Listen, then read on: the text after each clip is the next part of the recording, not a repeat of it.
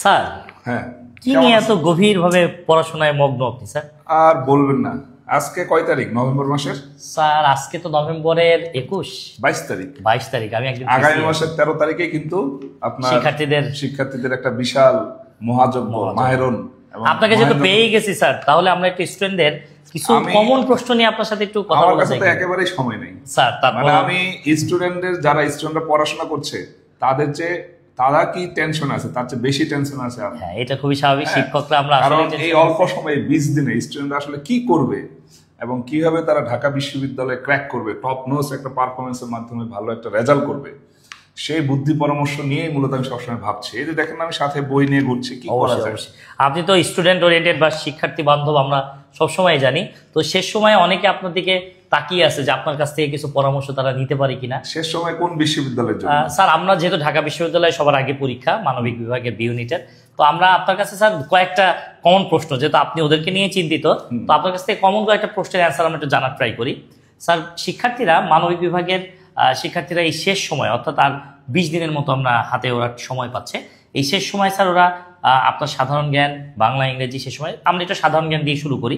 এই বিষয়টা ওদের অনেকেই অনেক আইডিয়া কম থাকার কারণে অনেক বেশি দুশ্চিন্তায় থাকে।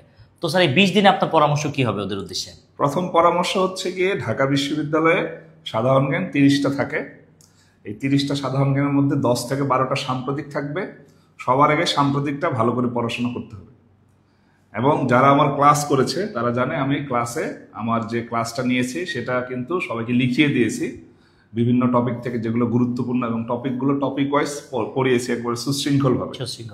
তারা যদি ওই ক্লাস লেকচারটা ভালো করে পড়ে, সাম্প্রতিকটা ভালো করে পড়ে, এরপর সাধারণ জ্ঞানের যে একটা মেইন বই পড়ছে তারা, হ্যাঁ, যে কোনো প্রকাশনী, যে কোনো লেখকের বই হতে পারে, সেই বইয়ের যে টপিকগুলো আছে টপিক ওয়াইজ সে এমসিকিউ গুলো আগে শেষ করবে। এমসিকিউ শেষ করে তখন সে টপিকে এসে টপিকটা একবার রিভিশন দিয়ে তারপর সে আবার এমসিকিউ গুলো রিভিশন দিবে। তাহলে কিন্তু আয়ত্তে নিয়ে আসতে পারবে। কারণ এখন যদি সে একটা বড় বইয়ের এমসিকিউ না পড়ে টপিক পড়া শুরু করে, সময় পাবে না। তাহলে কি করতে হবে? টিচাররা ক্লাসে যা পড়িয়েছেন সেই লেকচারটা সাম্প্রতিক যেগুলো আমরা দাগিয়ে দিচ্ছি, এবং আমাদের যে মেইন বই আছে সাধারণ জ্ঞানের, যে বড় বইটা আমরা প্রত্যেকে কিনছি, ওই বইয়ের টপিক ওয়াইজ এমসিকিউ গুলো শেষ করে তারপর আমরা টপিকটা ভালো করে পড়ে আবার এমসিকিউটা রিভিশন দিব। ওরা সাম্প্রতিকে স্যার কিরকম সময় দিবে? বা সাম্প্রতিকে তো অনেকে দেখলাম যে একটা সাম্প্রতিক বই শুরু করলে একদিনে শেষ করতে পারে। তো সাম্প্রতিক নিয়ে টেনশন হবে না। টেনশন হবে যে একটা বইয়ে একটা সাধারণ জ্ঞানের এতগুলো টপিকের মধ্যে আমি কোনটা বাদ দেবো, কোনটা রাখবো। তো এই ক্ষেত্রে আমার উত্তর হচ্ছে, আপনি তো আজকে দাগিয়ে দিয়েছেন টপিক কখনো বাদ দেওয়া যাবে না। ধরেন আপনার একটা বইয়ে টপিক আছে ধরেন 100টা টপিকই পড়তে হবে, টপিক বাদ দেওয়া যাবে না। কিন্তু টপিকের ভিতরে যে তথ্যগুলো আছে তথ্যগুলো সে কমিয়ে পড়তে পারে। যেমন ধরেন এলডিসি যে টপিকটা, এটা কিন্তু বিভিন্ন কোচিং এর তথ্য কণিকা বলেন বা হচ্ছে গিয়ে সিলেবাস, ওইগুলোতে কিন্তু থাকে না। ছোট ছোট টপিক গুলো থাকে না থাকতেই পারে, কারণ বড় বড় টপিক গুলাই মূলত একটা সিলেবাসে বা পাঠ্যক্রমে দেয়া থাকে। তো এই যে ছোট ছোট টপিক গুলো কিন্তু পড়তে হবে। এখন এলডিসি নিয়ে বইয়ে যদি 20টা তথ্য থাকে, সেখানে আমরা 15টা তথ্য পড়তে পারি, 10টা পড়তে পারি। অর্থাৎ টপিক বাদ দেওয়া যাবে না, টপিকের ভিতরে যে তথ্যগুলো আছে সেগুলো আমরা বাদ দিতে পারি, অল্প করে তথ্য পড়তে পারি, কিন্তু প্রত্যেকটা টপিক আমাদেরকে টাচ করতে হবে। এবং টপিক শেষে অবশ্যই এমসিকিউটা ভালো করে পড়তে হবে।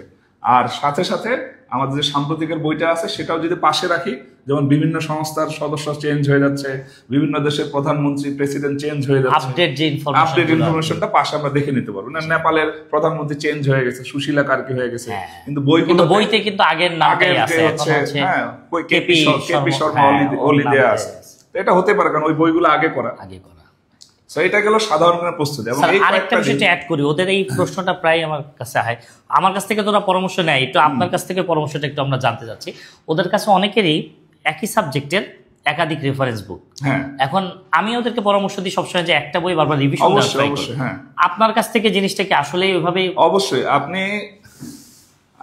আপনি যখন মানে কোথাও চান্স পাওয়ার জন্য আপনাকে মেধাবী হওয়া লাগে না, আপনাকে হতে হবে পরিশ্রমী। এবং যারা পরিশ্রমী তারা যেটা করে, একটা বই অনেকবার পড়ে। আপনি একটা টপিক অনেকটা বই পড়াচ্ছে একটা টপিক অনেকবার পড়বেন, রিভিশন দেওয়া, এই জিনিসটা পড়াশোনার ক্ষেত্রে সবচেয়ে বেশি কার্যকরী। তার মানে আপনি একটা বই বারবার রিভিশন দেন না। ওদের ক্ষেত্রে স্যার এটা যেটা হয়, ওরা এই ঢাকা বিশ্ববিদ্যালয়ে আমার এই ভাইয়া চান্স পাইছে, তার কাছ থেকে একটা বইয়ের পরামর্শ নিচ্ছে, হয়তো বা পাশে বাড়ির পাশে আরেকটা ভাইয়ের কাছ থেকে।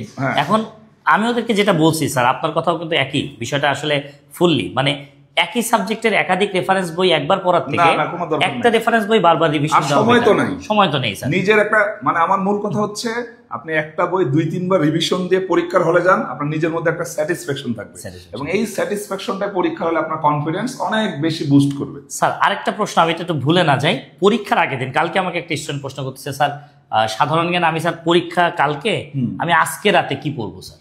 মানে ঢাকা ভার্সিটিতে 13 তারিখ পরীক্ষা, ওরা 12 তারিখ রাতে সাধারণ জ্ঞানের জন্য কোনটা বেটার হয়, কি প্রস্তুতিটা নেওয়া? পরীক্ষার আগের রাত্রে সবচেয়ে বড় প্রস্তুতি হচ্ছে ঠিক মতো ঘুমানো, যদিও কিন্তু তার আগে 2-3 দিন আপনারা যেটা করতে পারেন, আপনার যে মডেল টেস্ট পরীক্ষাগুলো নেবে, ক্লাস যে টেস্টগুলো নেবে, উইকলি যে টেস্টগুলো হচ্ছে, এখানে যে কোশ্চেনগুলো আপনি পারেন না, কনফিউজড, এগুলো একটু রিভিশন দিয়ে যেতে পারেন, সাম্প্রতিকটা একটু রিভিশন দিতে পারেন, এবং আপনার যে টিচার ক্লাসগুলো নিয়েছে বাংলা, ইংলিশ, সাধারণ জ্ঞান, ওই লেকচার খাতাগুলো একটু উল্টাপাল্টা দেখতে পারেন। কিন্তু অনেকেই স্যার বই নিয়ে বসে, এটা কিন্তু একটা মানে বই নিয়ে 2 দিন আগে বই নিয়ে বসতে পারে 2-1টা তথ্য, কিন্তু পুরো বই শেষ করে একবার খেয়ে ফেলে পরীক্ষার হলে যাব, এই টেন্ডেন্সি যাতে। এবং এটা অনেকে করে স্যার, আমরা পরীক্ষার হলে দেখি ঢোকার আগ মুহূর্তে বই উল্টাচ্ছে পাতা, রিভিশন দিতে দিতে, মানে এটা তো আসলে ব্যাড স্ট্র্যাটেজি আমরা বলবো, বা ভালো স্ট্র্যাটেজি না স্যার। একই সাথে আপনার কাছে আরেকটা প্রশ্ন স্যার, আমাদের বাংলা এবং ইংরেজিতে সাধারণ জ্ঞান তো রিটেনের ঢাকা বিশ্ববিদ্যালয়ে ঝামেলাটা নেই, বা অনেকে এখন তো স্যার খুলনা বিশ্ববিদ্যালয়ে রিটেন পরীক্ষা দিতে হবে অনেকের, তো স্যার রিটেনের জন্য ওরা এই 20 দিনে কি প্রস্তুতিটা নিলে সব থেকে ইফেক্টিভ? রিটেনের জন্য সবচেয়ে বড় প্রস্তুতি এখন হচ্ছে আপনার বাংলার ক্ষেত্রে যেই গল্প কবিতাগুলো আপনার সিলেবাসে ছিল, সেই গল্প কবিতাগুলোর মূল ভাব অথবা মূল সারমর্মটা একটু পড়ে সুন্দর করে নোট করে রাখা। কারণ ওই শব্দগুলো যদি আপনার পরীক্ষার হলে মাথায় না আসে, আপনি কিন্তু আপনার লেখার মানটা ভালো হবে না। আর আপনার লেখাটা মূল্যায়ন করবে কিন্তু ঢাকা ইউনিভার্সিটি একজন বাংলা বিভাগের অধ্যাপক, শিক্ষক, যিনি কিনা অনেক ভালো জানেন এই বিষয়ে। কারণ আপনার লেখার মান আর তার দেখার মান কিন্তু এক জিনিস না। তিনি দেখবে যে আমি একজন অধ্যাপক হিসেবে দেখতেছি, উনি চাইবে এই স্টুডেন্টদের লেখার মানটা আরো ভালো হোক, শব্দচয়ন, বাক্য গঠন। হ্যাঁ, এইগুলো কিন্তু ইংলিশে যেমন আমরা ভোকাবুলারি পড়ি, বাংলারও কিছু ভোকাবুলারি আছে, যেমন রক্ষণশীলতা একটা শব্দ, হ্যাঁ, তারপরে পুরুষতান্ত্রিক সমাজ একটা শব্দ, তারপরে হলো গিয়ে আমাদের যে সাম্প্রদায়িকতা একটা শব্দ, দারিদ্র্যের বিরুদ্ধে লড়াই, অন্যায়ের বিরুদ্ধে লড়াই, এই যে কথাগুলো আমরা যখন বিদ্রোহী কবিতা লিখতে যাই, বিলাসী গল্পের ক্ষেত্রে লিখতে যাই, তখন কিন্তু এই শব্দগুলো লাগে। এগুলো যদি আমরা প্র্যাকটিস না করি, পরীক্ষার হলে কিন্তু আমরা সহজে মাথায় আসবে না। পরীক্ষার হলে আপনার যদি মাথায় শব্দ না থাকে, আপনি বাক্য লিখতে পারবেন না। তাহলে আপনাকে এই কয়েকদিন এইগুলো প্র্যাকটিস করতে হবে। সারমর্ম প্র্যাকটিস করতে হবে। সারমর্মের ক্ষেত্রে অবশ্যই 3 বাক্যে লিখবেন, এবং অবশ্যই সারমর্ম কখনোই উত্তম পুরুষে লেখা যাবে না, আপনার নিজের মতামত আপনি দিতে পারবেন না, প্যাসিভ সেন্সে লিখতে হবে। সারমর্ম 3 বাক্য হতে হবে। সারমর্মের কবিতার কোনো লাইন হুবহু এখানে তুলে রাখা যাবে না, তুলে সেন্টেন্স মেকিং করা যাবে না। সারমর্ম হতে হবে আপনার প্যাসিভ সেন্সে, এবং মোস্ট ইম্পর্টেন্ট হচ্ছে সারমর্মের নিজের কোনো মতামত দেয়া যাবে না। এবং ঢাকা বিশ্ববিদ্যালয় লিখিতের জন্য নির্ধারিত আপনাকে একটা স্পেস দিয়ে দিবে, ওই স্পেসের মধ্যে প্রত্যেকটা প্রশ্নের উত্তরটা লিখতে হবে, এটা একটা ব্যাপার। আর ইংলিশের ক্ষেত্রে যেটা করবেন সেটা হচ্ছে আপনি অবশ্যই যেগুলো গুরুত্বপূর্ণ লেসন। স্যার ইংরেজির বিষয়ে আমি একটা কথা একটু অ্যাড করি, ওদের আতঙ্কটা কাটাবে কি করে? ইংরেজিতে স্যার সবার একটা রিটেন একটা আতঙ্ক কাটানোর 2টা ওয়ে। এক নাম্বার হচ্ছে ইংলিশে ভোকাবুলারিটা এই মুহূর্তে পড়তে হবে, টেক্সটের ভোকাবুলারি গুলো, বিগত বছর ঢাকা বিশ্ববিদ্যালয়ে যে ভোকাবুলারি গুলো আসছে এগুলা। এবং স্যার আপনি একটা টেক্সটের উপর একটা আমরা একটা দেখছি যে অলরেডি একটা ভাইরাল হয়েছে, ওইটা খুব সুন্দর গতকাল শেয়ারও দেওয়া হয়েছে আমাদের পেজ থেকে, এটা নিয়ে আমি বলছি। তার আগে আপনার মূল বইটা আপনার কাছে সবচেয়ে কাজের। মূল বইয়ের যে ভোকাবুলারি গুলা সেগুলো একটু রিভিশন দেওয়া লাগবে, এবং ঢাকা বিশ্ববিদ্যালয়ে বিগত বছর ভোকাবুলারি গুলো রিভিশন দিতে হবে, 1 নাম্বার কাজ। মূল বইয়ের ভোকাবুলারি গুলো পড়লে তাদের একই সাথে ভোকাবুলারি হয়ে যাবে, এবং সেন্টেন্স মেকিংটাও তারা পাবে। এবং সেন্টেন্স মেকিং অবশ্যই একটা মিনিংফুল সেন্টেন্স হতে হবে, এবং অ্যাসার্টিভ সেন্টেন্সে লিখতে হবে, ইম্পারেটিভ বা ইন্টারেক্টিভ সেন্টেন্সে লেখা যাবে। অনেকে স্যার এই টেক্সট বইকে গুরুত্ব না দিয়ে বাজারের অন্য টেক্সট বই আগে, সবার আগে টেক্সট বই। এটা গেল সেন্টেন্স মেকিং। আপনার যদি থিম আসে, কবিতার এক্সপ্লেনেশন আসে, সব ওই আপনার মূল বই থেকে আসে। বই থেকে এবার আসে যদি প্যারাগ্রাফ লিখতে দেয় বা কোনো লাইনের এক্সপ্লেনেশন লিখতে যায়, প্যারাগ্রাফের ক্ষেত্রে অবশ্যই আমি যেটা দিয়েছি যে 40 থেকে 45টা টপিকের একটা আমি হচ্ছে গিয়ে কি বলে একটা লিস্ট দিয়েছি। হ্যাঁ, লিস্ট দিয়েছি। এই লিস্টটা এবং কিছু প্রবাদ দিয়েছি 10-12টা, এগুলো আসে প্রবাদগুলোর এক্সপ্লেনেশন লিখতে বলে। তো এক্ষেত্রে আপনার প্রত্যেকটা লেসনের উপর আপনার একটা সামারি থাকতে হবে, অ্যাডোলেসেন্সের উপর একটা সামারি থাকতে হবে, ইকো ট্যুরিজমের উপর একটা সামারি থাকতে হবে, রেসিজমের উপর একটা সামারি থাকতে হবে, হিউম্যান রাইটসের উপর একটা আপনার সামারি লেখা থাকতে হবে। মানে আপনি ওই লেসনটা পরে কি বুঝলেন এটার উপর একটা আপনার 1 পৃষ্ঠা লেখা থাকতে হবে।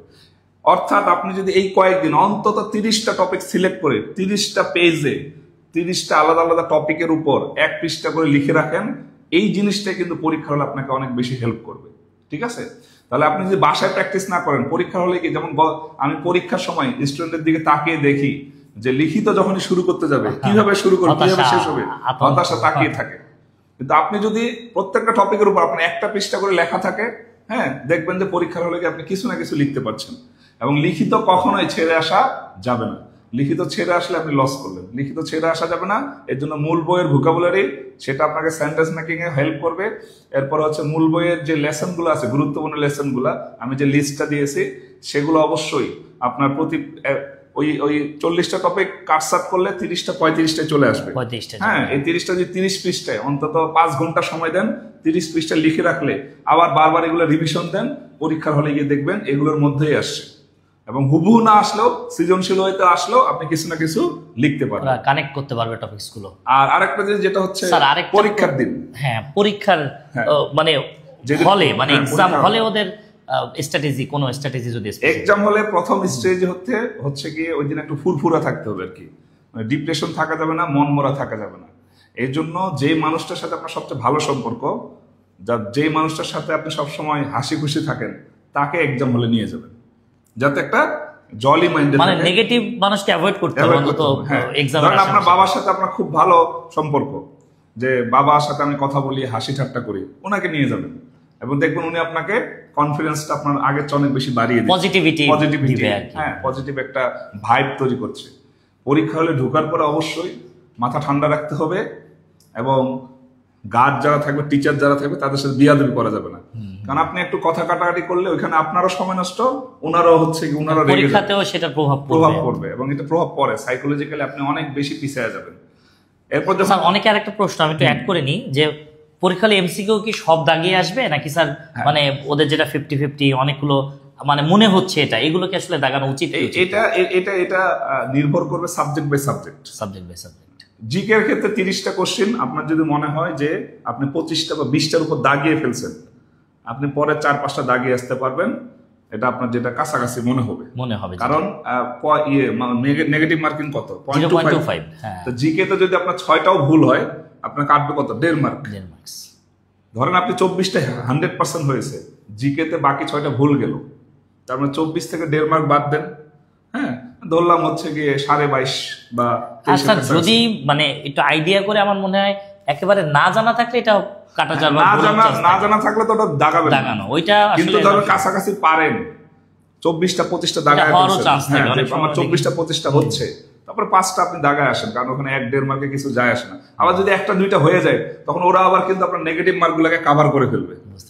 গেল জিকের ক্ষেত্রে। তবে এইখানে একটা জিনিস সবসময় মনে রাখতে হবে, জিকের 30টা কোশ্চেন, জিকের 30টা কোশ্চেন হচ্ছে ফাঁকা মাঠে গোল দেয়া। মানে এখানে আপনার কোনো প্রতিপক্ষ নাই, আপনি রিল্যাক্সে দাগাবেন।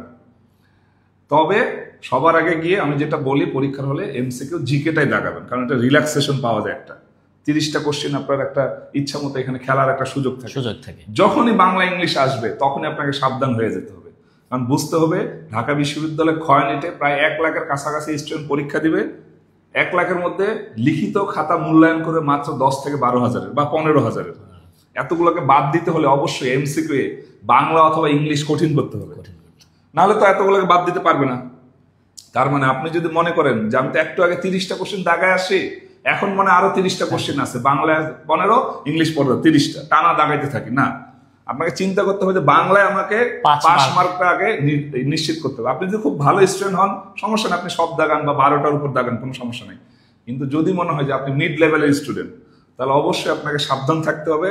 অবশ্যই আপনার যাতে 8টা বা 9টা 100% হয় সেটা নিশ্চিত করতে হবে। কারণ 8টা হইলেও কিন্তু আপনি যে নির্ভর থাকবেন সেটা কিন্তু না। সেটা না। কোচিং এর আনসার, কোচিং গুলো যে আনসার দিবে আর ঢাকা বিশ্ববিদ্যালয়ের একজন শিক্ষক যে আনসার দিছে সেটা কিন্তু নাও মিলতে পারে। ঠিক আছে, এই কারণে গতবার কিন্তু এই প্রবলেমটা হয়েছে। আমাদের অনেক স্টুডেন্ট স্যার 5টা 6টা কনফার্ম দাগিয়ে ফেলছে এবং রাইট ইংলিশ এবং বাংলায়।